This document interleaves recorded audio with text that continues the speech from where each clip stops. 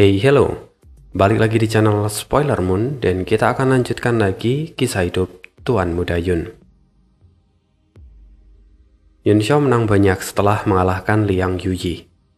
Setidaknya, dia dan juga kamar dagang Tian Yuan mendapatkan sekitar 100 miliar primordial stone tingkat menengah. Itu adalah jumlah kekayaan yang bahkan dapat digunakan untuk membangun sebuah kamar dagang tingkat menengah. Kemudian setelah itu, Yun Xiao juga mendapatkan undangan secara pribadi dari Tang Xin untuk datang ke jamuan makan malam yang telah disiapkan oleh kuil dagang Forpol. Hari ini, kita akan mendengar cerita Yun Xiao yang pergi ke kamar dagang Forpol. Kira-kira, keributan apa lagi yang akan Yun Xiao buat kali ini? Kita sambung kisah hidup Tuan Muda Yun di part 19. Berita tentang pertempuran antara pavilion Tianyi dan kamar dagang Tian Yuan menyebar seperti angin ke seluruh penjuru kota Songyue. Kemenangan kamar dagang Tian Yuan menjadi pembicaraan hangat dan nama Yun Xiao mencapai puncak ketenaran. Dalam perjalanan menuju jamuan malam, Yun Xiao dan dua rekannya mendengar berbagai macam rumor. Meskipun mereka bertiga berbincang santai sambil berjalan, mereka tetap berada dalam pengawasan banyak mata-mata. Tak lama kemudian, mereka memasuki wilayah perkemahan milik kuil dagang Forpol. "Siapa kalian dan apa tujuan kalian?"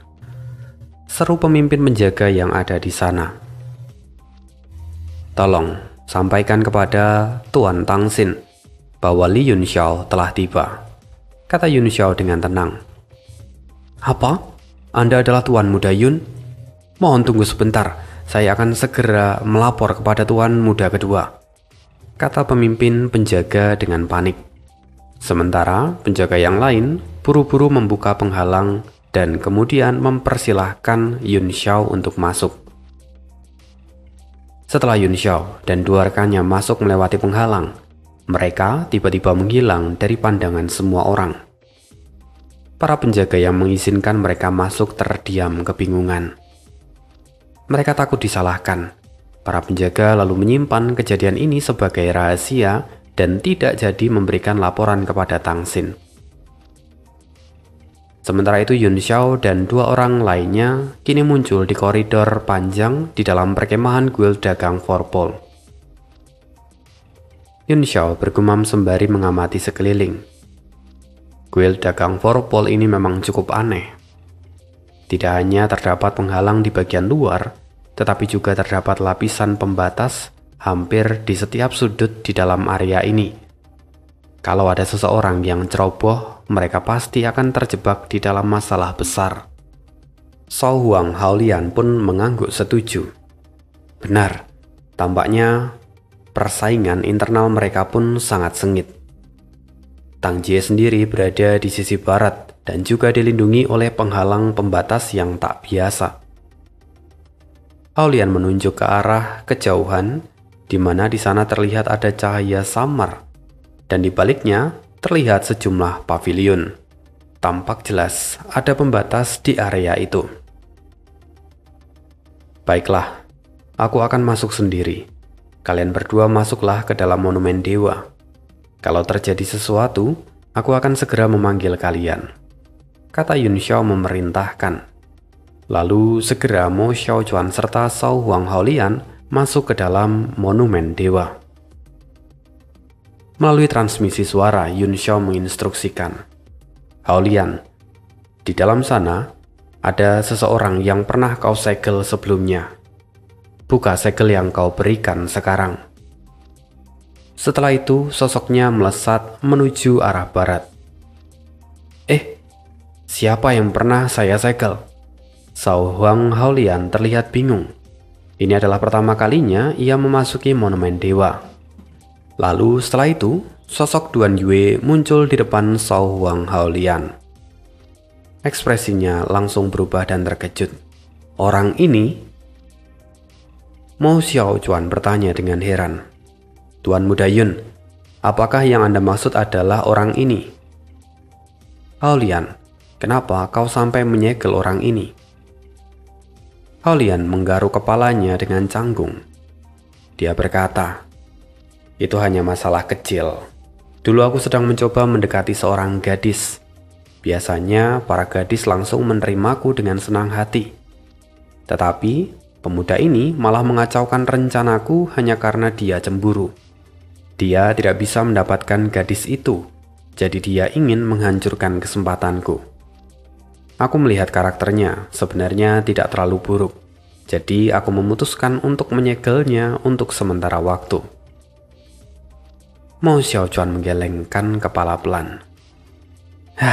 Dengan sifatmu yang seperti itu, cepat atau lambat kau hanya akan menimbulkan masalah yang besar. Cao Huang Holian terlihat menyesal. Kedepannya aku tidak akan melakukan hal semacam ini lagi.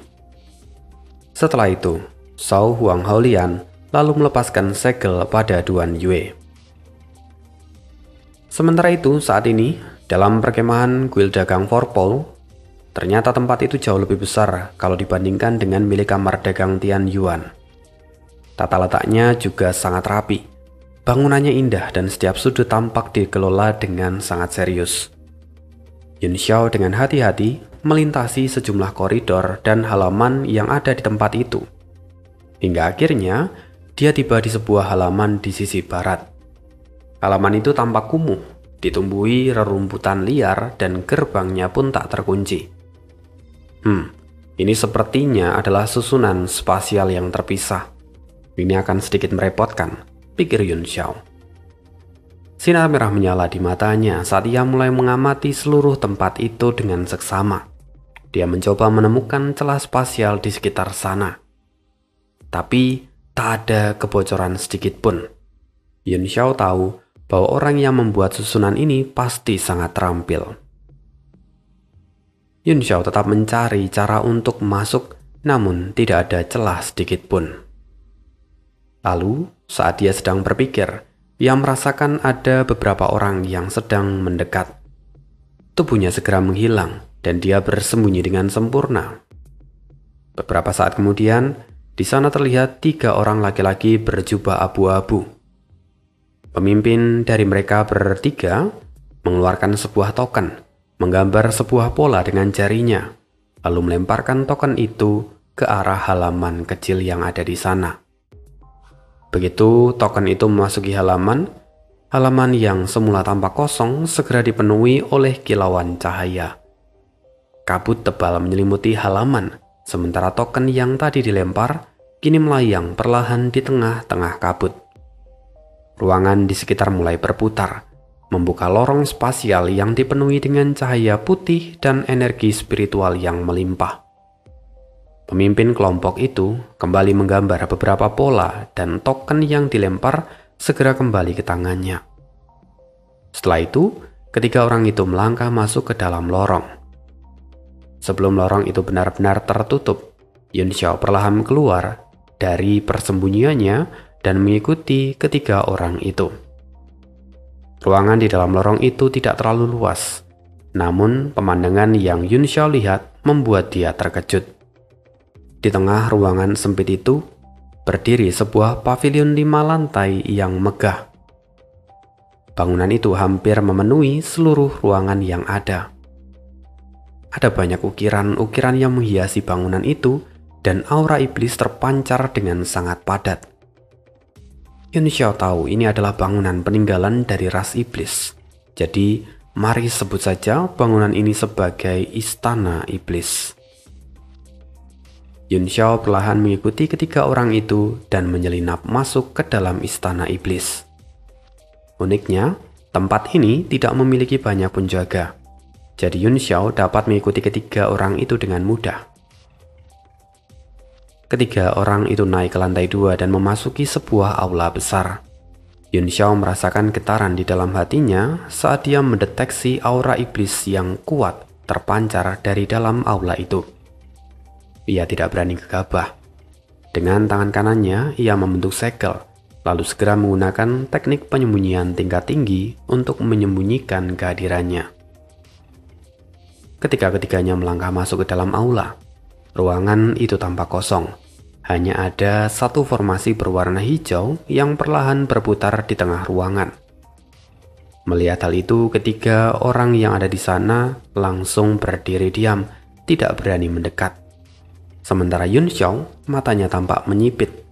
Dia menyadari bahwa di tengah-tengah formasi itu ada dua sosok yang ia kenal, Tang Jie dan Yu. Saat ini Tang Jie sudah mencapai tingkat martial Sovereign. Ini adalah peningkatan yang kualitatif sejak terakhir kali mereka bertemu. Namun, seluruh tubuh Tang Jie memancarkan aura iblis yang pekat. Jelas sekali bahwa Tang Jie telah mempraktekkan teknik milik klan iblis. Yun Xiao lalu memeriksa sekitar, dan anehnya dia tidak mendeteksi kehadiran dari para iblis kuat lainnya. Yun Xiao sendiri tidak tahu seberapa besar kekuatan yang telah mereka capai saat ini. Sementara itu, Yu duduk dengan tenang di dalam formasi. Tubuhnya diselimuti oleh energi samar yang membuat sulit untuk menilai tingkat kultivasinya. Selain itu, Yu juga merupakan alkemis tingkat 8. Dengan kekuatan spiritualnya, Yu bisa menemukan keberadaan Yun Xiao kalau Yun Xiao terlalu gegabah. Kini Yun Xiao memutuskan untuk mengamati situasi dari jauh. Setelah beberapa waktu, Tang Jie perlahan membuka matanya. Dan setelah itu, barulah ketiga orang yang tadi menunggunya maju dan berkata, "Tuan muda, kami membawa material yang telah Anda minta." Mereka masing-masing menyerahkan satu kantong penyimpanan. Tang Jie segera melihat isi dari ketiga kantong itu. Namun, begitu menyentuh kantong ketiga, ekspresinya berubah muram. Ia membentak, "Kenapa jumlah kristal iblis di dalamnya begitu sedikit?" Laki-laki yang menyerahkan kantong ketiga itu gemetar ketakutan. Ia menjawab, "Itu semua yang tersisa di gudang kami, Tuan. Kami telah mengumpulkan semuanya." Mata Tang Jie menjadi dingin. Hawa membunuh terpancar jelas dari matanya. Ia berkata, "Semuanya? Jadi maksudmu tidak akan ada lagi di masa depan?" Laki-laki itu menelan ludah dan ketakutan. "Kami harus mencari dan membelinya dalam jumlah besar, Tuan. Lagi pula barang ini tidak terlalu diminati sebelumnya, jadi persediaannya memang sedikit." Tang Jie berseru, "Kalau kau tahu apa yang harus kau lakukan, lantas kenapa kau masih ada di sini? Cepat pergi dan dapatkan lebih banyak lagi. Kumpulkan dengan cara apapun." Baik, Tuan." Laki-laki itu segera membungkuk dan bergegas pergi. Sementara dua orang lainnya tetap di sana. Jelas bahwa Tang Jie tidak puas dengan jumlah kristal iblis yang ia terima. Aura yang terpancar dari tubuhnya pun menjadi lebih gelisah dan tak stabil. Pada saat yang sama, Yu membuka mata dan berkata, "Teknik iblismu telah mencapai tingkat yang cukup tinggi. Efek dari kristal iblis terhadap kultivasimu pun mulai menurun. Sisanya tergantung pada kekuatan dan ketekunanmu sendiri. Kalau Li Feiyu dari toko harta karun hanya berada di tingkat seperti yang kau sebutkan sebelumnya, maka seharusnya kau bisa mengalahkannya dengan mudah." Mendengar itu, Tang Jie mendengus. "Sebelum bertemu dengan kalian, aku hanyalah katak dalam tempurung di dalam serikat pedagang. Aku mengira bahwa serikat pedagang adalah satu-satunya kekuatan terbesar di dunia ini. Baru setelah perjalananku ke dataran iblis, aku menyadari betapa luasnya dunia ini dan betapa bodohnya aku selama ini. Sekarang aku tahu seperti apa dunia yang sebenarnya. Aku tidak akan membatasi diriku lagi hanya pada serikat pedagang. Aku akan mengalahkan 4 keajaiban dari utara satu persatu. Dan Li Yun Xiao serta Ye Fan yang telah mendapatkan kapal Nuh akan menjadi lawan terbesar yang harus kutaklukkan." Mendengar itu, Yu mengangguk. Li Yun Xiao dan Ye Fan memang dua ancaman besar. Namun saat ini bukan waktu yang tepat untuk bergerak. Meskipun kekuatanmu cukup untuk menghadapi mereka, Masing-masing dari mereka memiliki artefak dewa, sehingga akan sangat sulit untuk dikalahkan. Setelah Tuan Sang berhasil memperbaiki Amilari Spare, kita akan memiliki kekuatan untuk menandingi mereka. Mendengar itu, Tang Jie pun mengangguk. Memang, luasnya dunia ini sukar untuk diukur. Dulu aku tidak akan percaya bahwa begitu banyak artefak dewa yang akan muncul sekaligus. Aku penasaran, apakah Amilari Spare benar-benar bisa diperbaiki tanpa hambatan? Sebenarnya peluang untuk memperoleh saripati pohon cemara kuno sangatlah kecil. Namun untungnya, Guild Dagang Vorpal memiliki pusaka dari ras iblis, roda pengorbanan. Selama Tuan Sang dapat mengendalikan roda itu, ia pasti mampu menyempurnakan Amilari Spare, kata Yu. Lalu Tang Jie pun berkata, roda itu telah berada di tangan Guild Dagang Vorpal kami selama bertahun-tahun dan tak seorang pun mengetahui asal-usulnya. Bahkan keluarga Mei hanya menyadari bahwa itu adalah benda yang luar biasa. Siapa sangka benda itu adalah benda terkutuk dari ras iblis. Mendengar itu, Yu segera menyahut, tidak ada yang disebut dengan benda terkutuk di dunia ini. Manusialah yang mengkotak-kotakan segala sesuatu. Sementara itu, kedua ahli yang kini berdiri di samping mereka tampak kebingungan. Mereka sama sekali tidak memahami percakapan antara Yu dan juga Tang Jie. Mereka kini hanya berdiri membisu, tak berani untuk menyela. Kemudian tiba-tiba terdengar suara seorang wanita. Ucapan tuanmu datang terlalu berat. Roda pengorbanan telah ada selama bertahun-tahun tanpa menimbulkan masalah apapun, katanya, yang kemudian sosoknya pun muncul.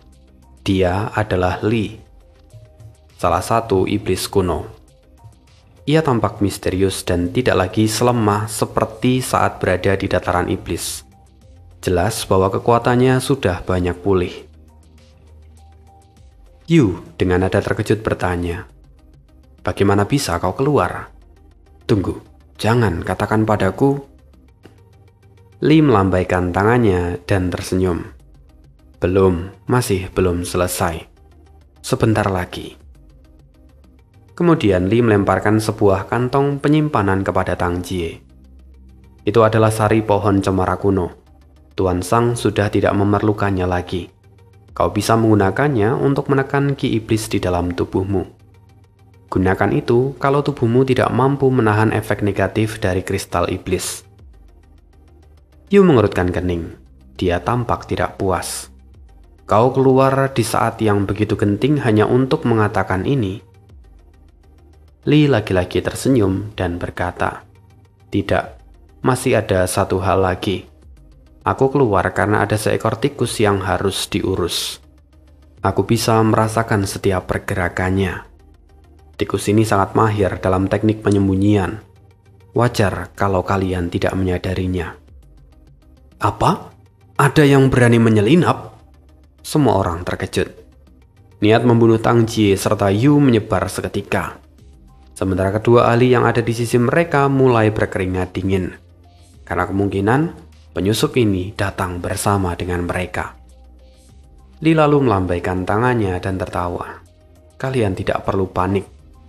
Ini hanyalah seekor tikus kecil di ranah Martial Emperor.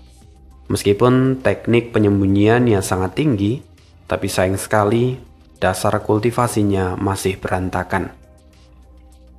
Li lalu mengangkat tangannya dan menjentikkan jarinya. Seketika seberkas cahaya meluncur ke sudut langit-langit aula itu. Tikus nenekmu. Yun Xiao menyadari bahwa penyamarannya telah terbongkar. Sambil mengumpat, ia melompat keluar dari kehampaan dan dengan mudah menghindari serangan itu. Sosok aslinya pun muncul di hadapan semua orang. Aku sempat bertanya-tanya, kenapa kalian repot-repot membangun tempat semegah ini? Ternyata ini adalah senjata sihir. Ah, beginikah cara kalian menyambut tamu lama? Melihat Yun Xiao, Tang Jie serta dua orang lainnya sangat terkejut. Sementara Li wajahnya menjadi serius. Awalnya dia hanya mengira kalau orang ini adalah tikus di ranah Martial Emperor yang menyusup. Tetapi ternyata orang ini adalah Yun Xiao. Sebutan tikus tentu tidak tepat. Seharusnya mereka menyebut Yun Xiao sebagai monster. Tang Jie marah. Li Yun Xiao, kau sungguh berani. Kau datang langsung ke tempat kematianmu. Bagus, aku tidak harus mencarimu kemana-mana. Hari ini akan menjadi hari kematianmu. Wajah Yu menjadi tegang. Ia langsung mengunci seluruh konsentrasinya pada Yun Xiao. Ini adalah kesempatan langka. Ia harus memastikan bahwa Yun Xiao tidak akan lolos bagaimanapun caranya. Mengapa? Apa kalian mau memberiku penawaran yang menarik? Ujar Yun Xiao sambil tersenyum. Sesaat kemudian, dia menghilang dari pandangan semua orang. Bajingan, kau mencoba melarikan diri? Jangan mimpi. Mata Yu menyipit tajam. Dalam sekejap kekuatan menyelimuti seluruh aula itu dan menyegel semua celah. Li pun ikut bergerak. Dia mengaktifkan kendali atas seluruh ruang itu. Aula mulai bergetar hebat, semua pintu dan jendela tertutup rapat. Namun sayang, Yun Xiao tidak menggunakan kesempatan ini untuk melarikan diri seperti yang mereka bayangkan. Ia justru muncul tepat di depan Tang Jie. Dia merampas kantong yang ia pegang. Melarikan diri? Kalian sudah menyambutku dengan hangat. Lantas kenapa aku harus melarikan diri? Yun Xiao mengambil itu dan kemudian berteleportasi lagi dan menjaga jarak. Dia menyeringai. Dia tahu bahwa kantong penyimpanan itu berisi saripati pohon cemara kuno yang jumlahnya sangat besar. Barang ini jelas akan sangat berguna bagi Yun Xiao. Bajingan! Tubuh Tang Jie bergetar hebat. Ia sangat murka karena barang berharganya telah dirampas. Cahaya merah menyala di tangannya dan pedang Scarlet pun muncul. Tang Jie mengayunkan pedang itu dengan penuh amarah. Hari ini aku akan menyelesaikan semua dendamku. Tapi Yun Xiao tertawa. Satu persatu sahabat lamaku telah tiada. Kini tak banyak yang tersisa. Aku akan hargai apa yang kau miliki sekarang. Sampai jumpa di pertemuan berikutnya. Ciao. Yun Xiao menghindari setiap serangan dari Tang Jie. Dia lalu mengeluarkan sebuah benda dari kantong penyimpanannya. Benda itu berkilau, lalu memunculkan kabut berwarna hijau. Itu adalah kayu cendana pembersih hati yang sebelumnya ia peroleh dari Zhang Linghua, pemimpin Sekte Baidu. Yun Xiao menggunakannya, menyebarkan Qi Yimu ke segala arah, dan ketika ia melafalkan mantra, tubuhnya memudar dan berubah menjadi petir biru. Cepat hentikan dia! Yu terkejut melihat perubahan Yun Xiao. Sayangnya ia terlambat bereaksi. Li pun segera bergerak. Ia menggunakan istana iblis yang sepenuhnya berada di bawah kendalinya. Dengan segel tangannya, kekuatan senjata dari seluruh istana meledak menuju ke arah pintu. Boom! Saat keduanya menyerang bersamaan, kekuatan petir yang mengerikan menyebar dari tubuh Yun Xiao. Sebuah lubang besar terbuka di pintu, dan Yun Xiao yang telah berubah menjadi petir menghilang tanpa jejak. Semua orang terperangah. Mereka menatap lubang besar itu, sementara api yang tersisa masih menyala di tepinya. Itu api ilahi tingkat 10. Yu menggertakkan gigi dan menebaskan pedangnya. Api pun padam dan berubah menjadi abu di udara. Hentikan dia. Kenapa kalian membiarkan dia lolos? Tang Jie pun marah. Ia membentak Li. Bukankah kau bilang dia hanya tikus kecil? Bukankah kau mengatakan semua istana iblis ini berada di bawah kendalimu? Li memandangnya dengan tatapan dingin, seolah-olah menghadapi orang yang tolol. Li mengabaikan kemarahan Tang Jie dan kemudian melihat ke arah Yu. Yu, apa yang harus kita lakukan sekarang? Ekspresi Yu pun tampak suram, namun ia juga tetap berusaha tenang. Seluruh istana iblis ini berada di dalam segel ruang. Meskipun dia berhasil lolos dari bangunan ini, dia masih belum keluar. Kita kejar dia. Lee mengangguk setuju. Saat dia hendak pergi bersama dengan Yu, tiba-tiba dia merasakan sesuatu dan menghentikan mereka. Tunggu, ada seseorang yang baru saja menyusup. Yu langsung berkata, orang-orang rendahan itu bukanlah ancaman. Biarkan Tang Jie yang mengurus mereka. Kau dan aku pergi mengejar Li Yunxiao. Li pun setuju, dan kemudian bersama dengan Yu, Li pergi mengejar Yunxiao ke pintu keluar. Sementara Tang Jie kini tampak muram. Di mata kalian, kekuatanku hanya cukup untuk menghadapi para keroco. Dasar binatang iblis sialan. Cepat atau lambat kalian semua akan bertekuk lutut di bawah kakiku. Melihat kemarahan Tang Jie, kedua orang yang ada di samping pun hanya terdiam. Lalu Tang Jie menatap mereka dan berkata, "Kalian ikut denganku. Kali ini kita tidak boleh membiarkan mereka lolos." Setelah itu mereka bertiga meninggalkan tempat itu. Sementara itu, di sisi lain, kemana dia menghilang? Yu dan Li kehilangan jejak Li Yunxiao. Ruang di sekeliling mereka tidaklah luas dan mereka dapat melihat semuanya kecuali bagian terdalam dari istana iblis. Jangan-jangan dia berhasil membuka segelnya, kata Li. Tidak mungkin, jawab Yu. Bukan berarti dia tidak mampu, tetapi untuk membuka segel itu tentu akan menimbulkan fluktuasi energi yang besar. Dan aku tidak merasakan gelombang elemen apapun di sini. Aku yakin dia masih berada di dalam istana iblis. Li pun menyangkal. Tapi itu juga mustahil. Kau juga tahu bahwa istana iblis ini ada di bawah kendaliku. Jika seseorang berada di dalamnya, tidak mungkin dia lolos dari persepsiku. Yu pun tampak masam. Aku mungkin akan percaya kalau itu bukanlah Li Yunxiao. Tetapi orang yang kita hadapi adalah Li Yunxiao. Meski kita semua telah mengalami peningkatan pesat berkat sumber daya dari kuil dagang Forpol, jika kita tidak segera melenyapkan orang ini, dia akan menjadi ancaman besar bagi ras iblis di masa depan. Ya, aku sepakat dengan penilaianmu, jawab Li. Namun, kalau dia bersembunyi di dalam istana iblis dan menggunakan teknik rahasia yang bahkan aku pun tak dapat mendeteksinya, lantas bagaimana mungkin kita bisa menemukannya? Yu menarik nafas dalam-dalam dan mencoba menenangkan diri. Dia lalu berkata, hanya ada satu kemungkinan. Aku tidak tahu alasan dia datang ke tempat ini, tetapi selama dia bergerak dan menimbulkan suara, ia tidak akan bisa menghindari persepsimu. Pasti akan ada batasan pada teknik yang ia gunakan. Kalau dia bisa menggunakannya tanpa batas, dia tidak perlu melarikan diri. Mendengar itu, Li pun mengangguk. Benar, aku hampir lupa bahwa orang ini masih memiliki artefak dewa. Mungkin dia memang punya metode untuk mengaburkan persepsiku.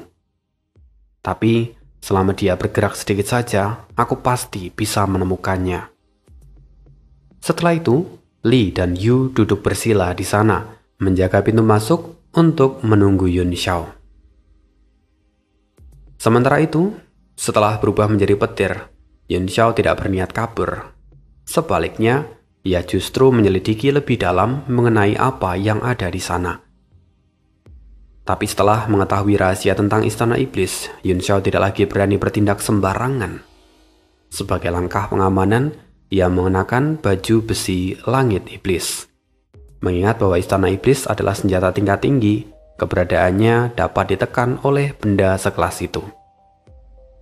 Yunxiao berjalan perlahan menelusuri aula. Tata letak istana iblis sangat menarik.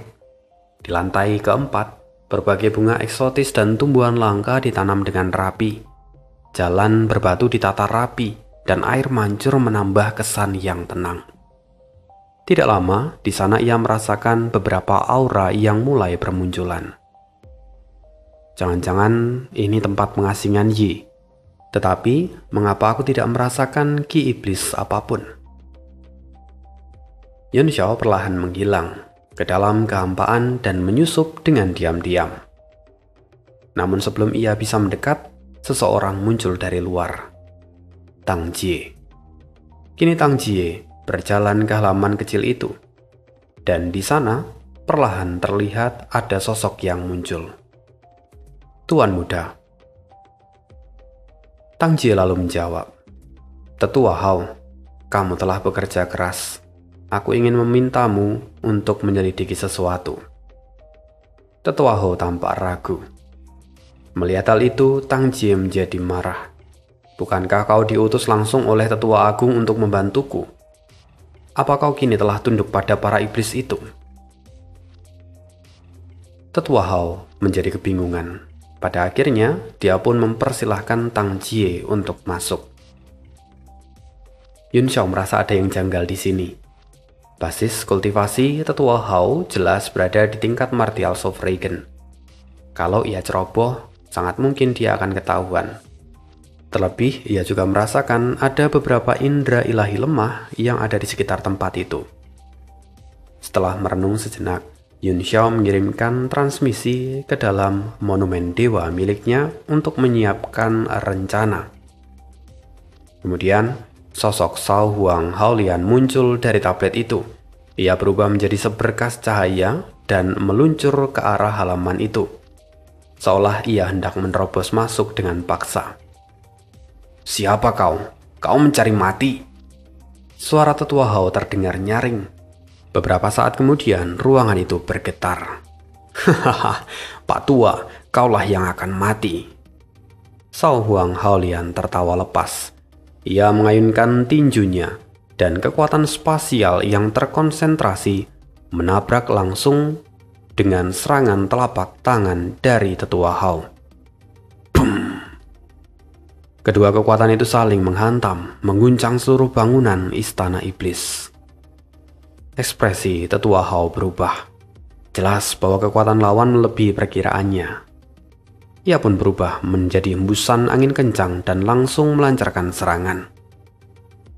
Shao Huang Haolian tersenyum. Kekuatan orang tua ini benar-benar di luar dugaan, bahkan lebih kuat daripada Mo Xiaochuan. Untungnya, rencananya hanya untuk memancing musuh keluar.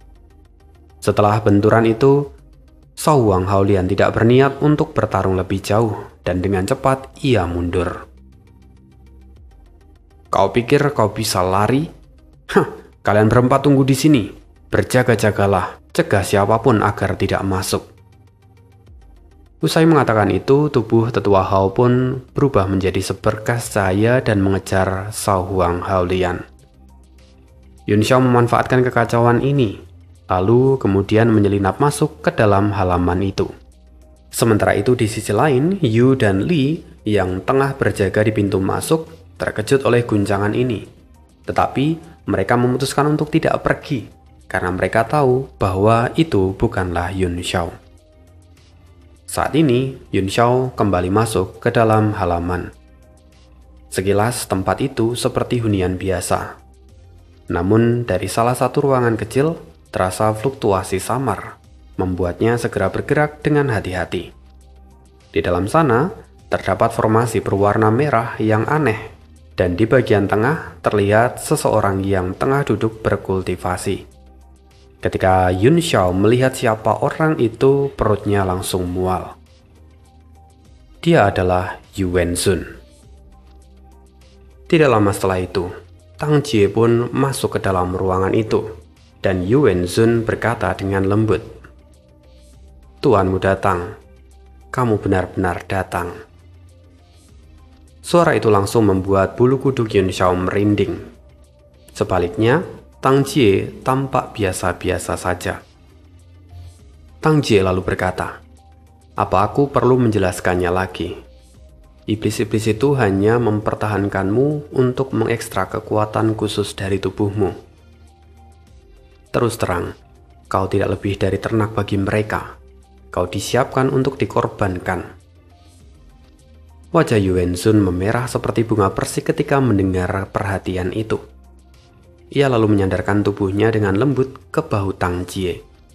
Dia berkata, "Lalu apa yang bisa kulakukan? Sejak zaman kuno, wanita cantik memang sudah ditakdirkan untuk berumur pendek." Mendengar itu, Yun Xiao menutup mulutnya dengan satu tangan. Tubuhnya gemetar. Ia merasa berada di ambang batas mentalnya. Namun yang membuatnya lebih ngeri adalah Tang Jie tidak menolaknya sama sekali. Bahkan Tang Jie mengelus punggung Yuan Shun dengan perlahan. Sulit. Ini terlalu sulit untuk dibayangkan. Bahkan ketika Ani nulis naskah ini pun merinding. Pada saat itu, Yun Xiao merasa seolah-olah seluruh moralnya runtuh. Kepalanya terasa kosong dan pikirannya kacau. Ia khawatir ia tidak akan sanggup bertahan kalau harus menyaksikan pemandangan ini terus. Jujur, di sini ada adegan ranjang. Dan Ani tidak mampu membacakan karena geli sendiri. Jadi Ani ringkas. Yun Xiao menutup matanya. Dia enggan menyaksikan semua itu. Sampai terdengar teriakan dari Yuan Shun. Yun Xiao perlahan membuka matanya. Dia penasaran dengan apa yang terjadi. Kini, di depan matanya, dua orang itu setengah telanjang dengan pose yang menjijikkan. Namun situasinya agak berbeda. Yuan Shun berkata, "Mengapa kau melakukan ini?" Suaranya perlahan mulai lirih, diliputi rasa sakit yang luar biasa.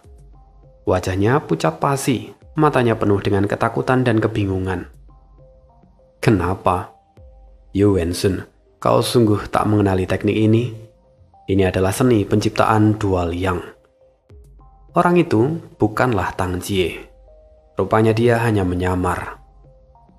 Saat energi itu terus terserap, dia tertawa penuh dengan kebencian. Akhirnya aku mendapatkan kekuatan ini." Tubuh Yuan Shun semakin melemah. Ia berkata dengan suara gemetar, Kau bukan Tang Jie. Siapa dirimu? Apa kau dikirim oleh saudaraku?" Laki-laki itu tersenyum. "Kurang lebih. Aku memang berasal dari istana Dewa Kematian. Tapi bukan dikirim oleh saudaramu yang sesat itu. Aku sudah mencincang tubuh saudaramu menjadi potongan-potongan dan memberikannya pada anjing untuk dimakan. Lalu sekarang adalah giliranmu." Mendengar itu, ketakutan memenuhi mata Yuan Shun. Ia mencoba melawan, namun tubuhnya telah lumpuh akibat teknik yang digunakan oleh laki-laki ini. Ia hanya bisa merasakan kehidupannya perlahan terkuras. Pria itu yang menyamar sebagai Tang Jie tertawa dengan puas. "Kekuatan yang luar biasa. Kalian berdua memang pantas menjadi kepala darah dari ras iblis. Setelah aku menyerap kekuatanmu, kau akan bebas. Tidak perlu berterima kasih padaku." Yuan Shun kini benar-benar tak sanggup berkata-kata. Laki-laki itu berkata, "Setelah aku menyatukan kekuatanmu dan saudaramu, aku akan menembus ke ranah Martials of Regen. Dunia yang dahulu tak pernah berani kubayangkan kini ada di hadapanku. Ini sungguh kompensasi yang layak." Ekspresi pria itu kini menjadi semakin gila.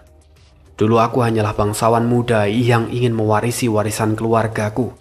Tapi semua itu hancur karena musuhku. Setelah menerima tanda kematian, aku pikir ada harapan. Kalian para penyimpang membuatku muak. Istana Dewa Kematian telah menghancurkan hidupku. Karena itu aku akan balas dendam." Mendengar itu, Yuan Shun teringat akan seseorang. Kau adalah..." Laki-laki itu tersenyum. "Apa yang kalian anggap indah hanyalah mimpi buruk bagi orang seperti kami. Aku telah mempelajari teknik sesat kalian hingga sempurna. Kini aku telah menguasai seluruh istana Dewa Kematian. Tetapi penghinaan yang kuderita adalah mimpi buruk yang takkan kulupakan seumur hidup. Aku benci kalian, tapi yang lebih kubenci adalah musuhku. Dialah yang mendorongku ke dalam neraka abadi ini. Dialah yang akan menjadi target berikutnya. Musuh terbesarku, Li Yun Xiao." Wajahnya kini telah kembali ke bentuk aslinya. dia bukan Tang Jie. Dia adalah Li Yi. Tatapannya dingin dan niat membunuh terpancar jelas dari matanya. Yun Xiao hanya bisa terpaku dalam keterkejutan. Siapa yang menduga sosok Li Yi kembali muncul. Bang! Energi Yuan Shun akhirnya terkuras habis. Tubuhnya mengering dan ambruk ke tanah. Dia tak lagi bernyawa. Li Yi menarik nafas panjang. Matanya bersinar dan tawa membahana keluar. Langit sungguh tidak adil. Bagaimana mungkin kekuatan sehebat ini diberikan kepada dua orang yang memiliki penyimpangan? Sekarang semua ini menjadi milikku. Luar biasa. Aku tak pernah merasakan kekuatan sebesar ini. Tatapan yang penuh kebencian tertuju pada tubuh Yuan Shun. Ia berkata dengan suara dingin. Setelah kau mati, apa kau pikir aku akan melepaskanmu begitu saja? Sekarang, lihatlah apa yang bisa kulakukan. Saat Li Yi hendak menyiksa tubuh dari Yuan Shun, tiba-tiba terdengar suara ledakan. Pintu ruangan itu meledak, dan di sana Tang Jie dan Li muncul bersama dengan 4 orang lainnya. Ternyata, Li sudah merasakan aura Yuan Shun yang perlahan menghilang. Dia panik dan langsung meninggalkan penjagaannya, membiarkan Yu untuk tetap di sana. Kini, Li bersama dengan Tang Jie ada di sana. Li langsung berseru, "Tangkap dia!" Tang Jie pun menjadi semakin geram saat menyadari Li Yi mencoba kabur. Hari ini sungguh penuh dengan kemalangan. Ia kekurangan kristal iblis, kehilangan esensi pohon cemara kuno, dan kini Yuan Shun terbunuh oleh orang tak dikenal. Tang Jie segera bergegas mengejar Li Yi. Sementara, Li memeriksa tubuh dari Yuan Shun, dan dia menemukan bahwa Yuan Shun memang sudah mati, dan seluruh kekuatan di dalam tubuh Yuan Shun telah menghilang. Dengan penuh amarah, Li lalu bergegas mengejar Li Yi. Li tahu bahwa kekuatan dari Yuan Shun telah diserap oleh pembunuh dari Yuan Shun. Oleh karena itu, Li sekarang ingin menangkap Yuan Shun. Semua orang meninggalkan ruang itu dan meninggalkan tubuh Yuan Shun di sana. Yun Xiao menyaksikan semuanya. Dia perlahan keluar dari tempat persembunyiannya. Melihat Yuan Shun terbunuh, Yun Xiao menghela nafas. Dia berkata, "Kita pernah menjadi teman, karena itu biarkan aku mengkremasi tubuhmu agar kau tidak mengalami penghinaan lebih jauh dari ini." Setelah itu, Yun Xiao pun melemparkan sebuah kobaran api dan kemudian membakar tubuh dari Yuan Shun hingga berubah menjadi abu. Ini menjadi akhir dari kisah hidup Tuan Muda Yun hari ini. Kita akan sambung lagi pengejaran Li Yi dan yang lainnya. Sekian untuk video hari ini, see you again di next video dan bye.